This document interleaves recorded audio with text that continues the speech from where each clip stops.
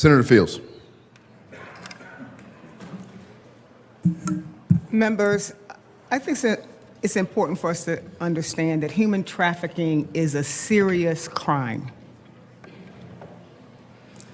Because people who are engaged in this kind of activity are looking for the most vulnerable people in our community. Sometimes they're homeless children, boys and girls. Sometimes they're adults with intellectual disabilities. And what happens is we have these predators that are looking for people like this, and they traffic them. Sometimes they transport them from state to state because they want to maintain their enterprise. And their enterprise is to make sure that these boys or girls or whoever are trafficked as sex workers in our community. Right now, the standard that we have in the state of Colorado, the punitive measures that are associated is not a deterrent.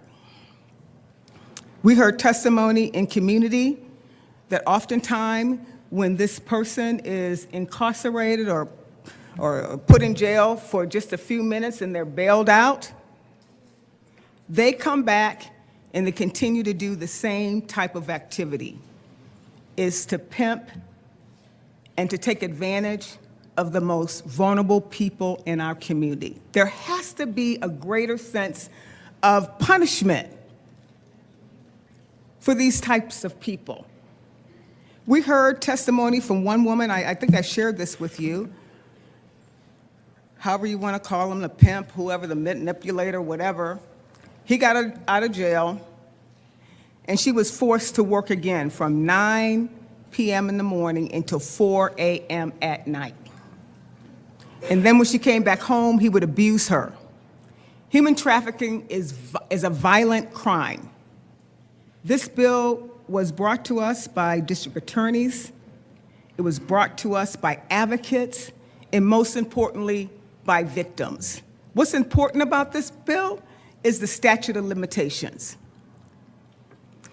The statute of limitation has been expanded for women and boys or whoever are involved in this kind of scenario. They would have a small window, I believe it was 3 years. Now they have 20 years. It is really hard to break out this cycle when there has been psychological, mental harm done to these folks. When it says, you know, 1 minute they say, I love you, then the next minute they say, get out and work. And when you don't have a lot of options, this might be something you get involved in. But when you do, and a woman or a boy or whoever comes to finally have the courage to say enough is enough, and they report the crimes that have happened to them, then the state of Colorado should say that we have a state that is safe and secure against anyone that wants to operate in this profession as it relates to human trafficking.